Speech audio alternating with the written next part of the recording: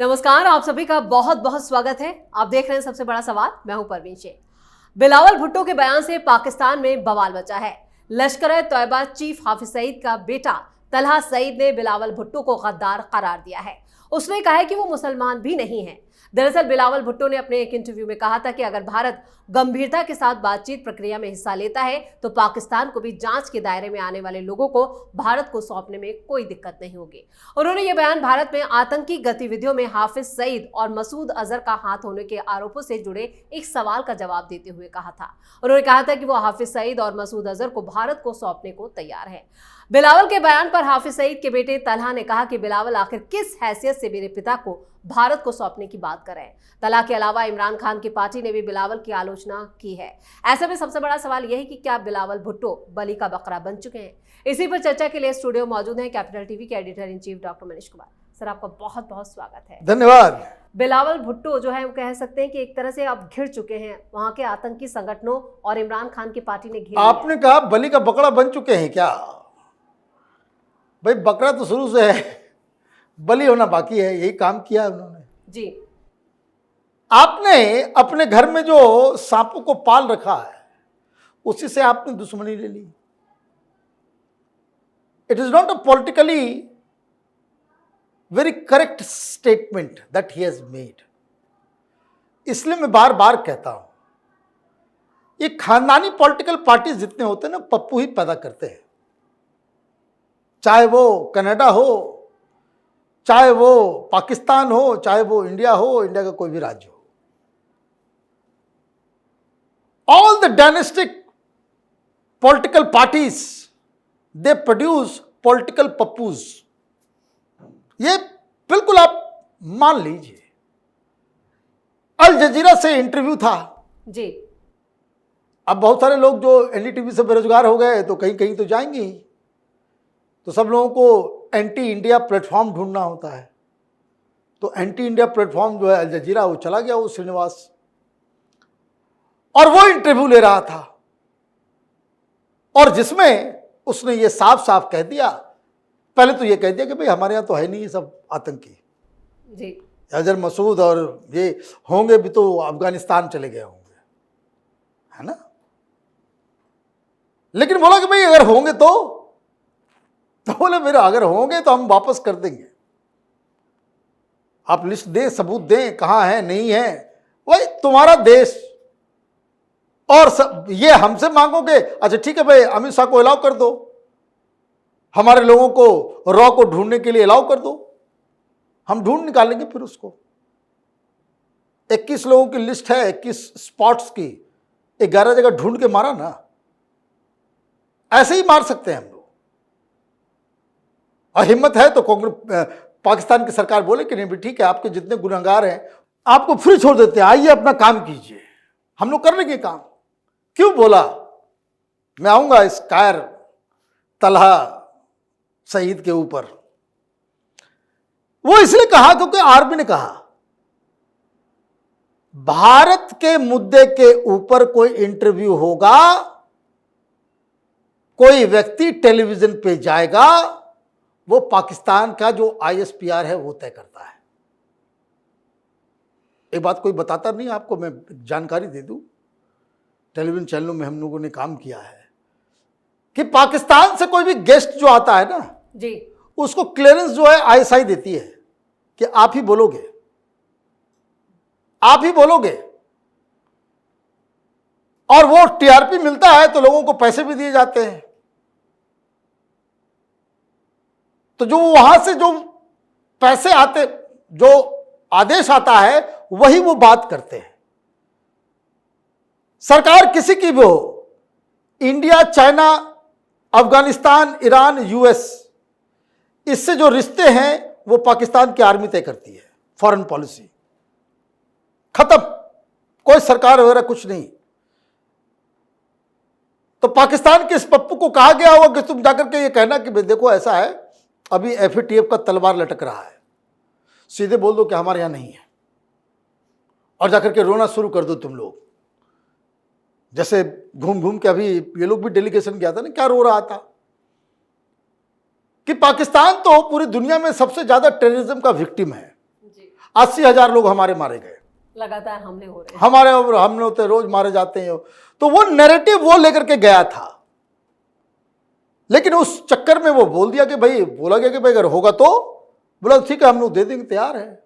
अब ये बात तो बोल दिया, जोश में बोल दिया या देखिए वो तो झूठ बोल ही रहा है। ये तो झूठ, आप देखिए मैंने बताया कि भाई क्यों बोल रहा है, वो बोला इसलिए जा रहा है कि उसको बोला गया यही बोल रहा है।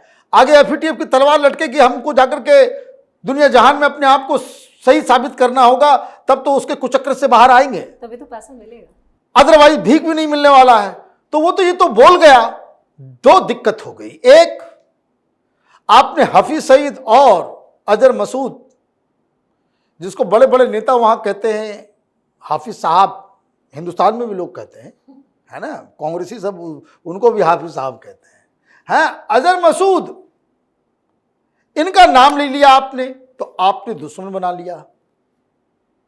नंबर 2, जो और भी इसको कहते गुनाह अजीम, वो क्या है, आपने एक हिंदुस्तानी पत्रकार, एक इंडियन जर्नलिस्ट के सामने आप ये कह रहे हो, तुम तो मुसलमान ही नहीं हो, तुम तो हिंदू के सामने ये बात कह रहे हो।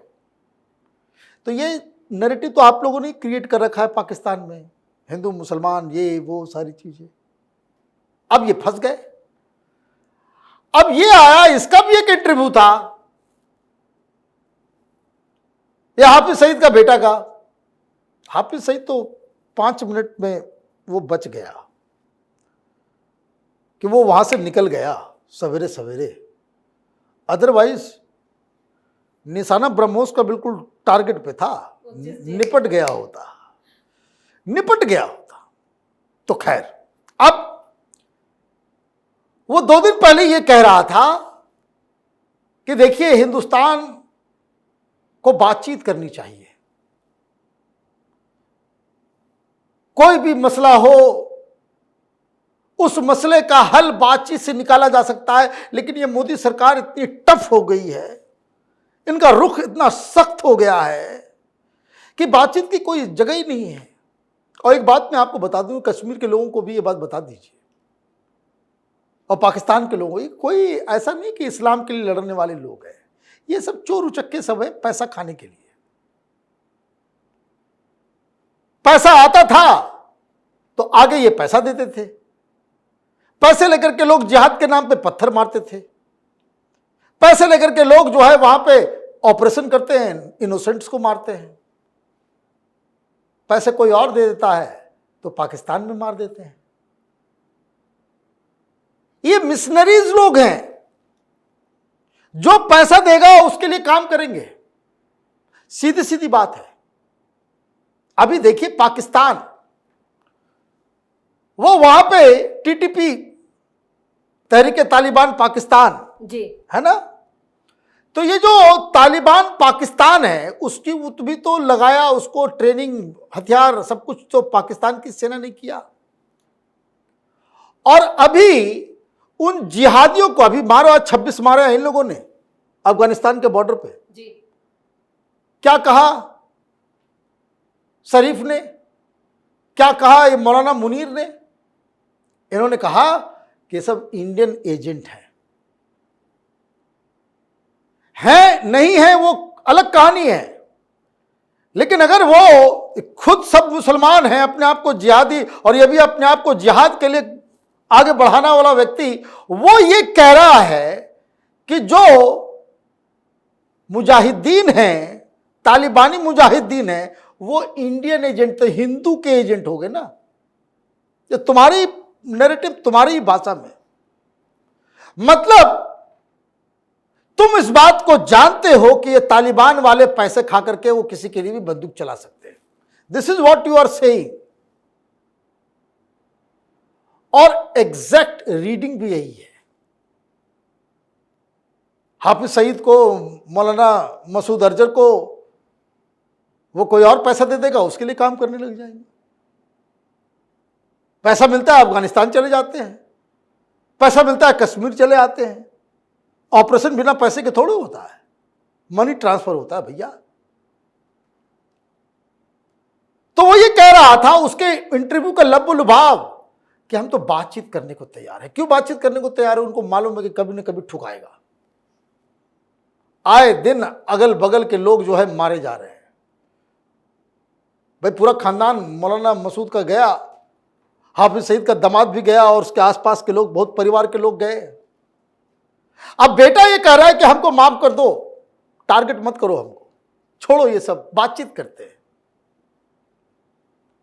अब इसने तो ऑफर कर दिया और एक दिन के बाद खबर आ रही है कि वो बोल रहा है कि नहीं तो उसको इंडिया को हम सुपुर्द कर देंगे।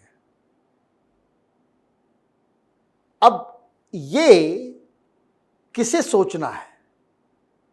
इसको समझना पड़ेगा पाकिस्तान और हिंदुस्तान के मुसलमानों को, जो इन लोगों को मुजाहिदीन समझते हैं, इस्लाम के लिए लड़ने वाला समझते हैं। सब चोर उचक्के दलाल हैं, पैसे का खेल है। भाई ये तो कभी नहीं कश्मीर आया लड़ाई लड़ने के लिए। लश्कर तोयबा को कोई ऑपरेशन करना होता है तो बेटे को दो ना, बेटा क्यों नहीं जाता किसी ऑपरेशन में? तुम वहाँ लंदन, पेरिस, न्यूयॉर्क घूमो, अपने बच्चों को ऑस्ट्रेलिया में पढ़ाओ, यही काम है ना, यही काम है। इतना जिहाद के नाम पे तमाशा हुआ कश्मीर के अंदर में, ये जिलानी का बेटा इसमें शहीद हुआ क्या? किस नेता का बेटा शहीद हुआ है? तो ये सब चक्कर में ना फंसे।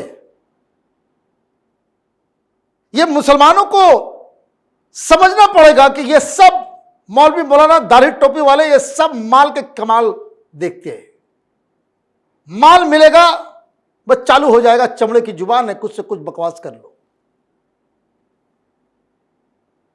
और इस्लाम के लिए लड़ने वाला जो अपने आप को कहता है, पहले देखो उसके खानदान में कि तुमने अपने बच्चों को, अपने बेटे को, अपने बेटियों को जिहाद में शहीद करवाया या नहीं करवाया। तमाशा कर रहे हो तुम लोग। तो ये इंटरव्यू जो है कि भाई पाकिस्तान को, अब देखिए कह रहा था कि भाई दरियाए सिंध में पानी बहेगा या खून बहेगा। अब बचो, अब बचो कि अब लश्कर तोयबा के दुश्मन नंबर 1 टारगेट पे आ गए, वो टारगेट पे आ गए। और जिस चीज को तुम बताने जा रहे हो, जो दुनिया में तुमने घूम घूम के बताया कि टेररिस्टों के सबसे बड़े भुक्तभोगी हम ही हैं, ये मुनीर वहीं लश्कर तोयबा को कहेगा कि पहले हिट जॉब कर डालो, ताकि हम दुनिया में कह सके कि देखिए हमारे लीडर को मार दिया। टेररिस्ट हम नहीं, टेररिज्म के शिकार हम हैं। तो अभी देखिए प्ले आउट हो रहा है, वैसे जो हो रहा है सही हो रहा है। हिंदुस्तान को एक ही काम करना चाहिए, ऑपरेशन सिंदूर जारी है, सेना पे आर्मी रखिए, एयरफोर्स को अलर्ट पर रखिए, बाकी पाकिस्तानियों को छोड़ दीजिए। आपस में लड़ धड़ करके जो है एक एक करके खंड खंड विखंड ये सब मर जाएंगे। प्लीज तमाम जानकारी के लिए और सटीक विश्लेषण के लिए आपका बहुत बहुत धन्यवाद। धन्यवाद। बिलावल भुट्टो जरदारी ने जब ये बयान दिया कि वो आतंकियों को भारत को सौंप सकते हैं, तब से ही दुनिया भर में खलबली पैदा हो गई। बिलावल के इस बयान से तो मानो पाकिस्तान के आगोश में बैठे आतंकवादी बिलबिला उठे, भड़क उठे हैं और शहबाज शरीफ और मुनीर को भी सबक सिखाने की धमकी दे रहे हैं। यानी अब पाकिस्तान में बैठे ये आतंकी उसे ही डसने वाले हैं।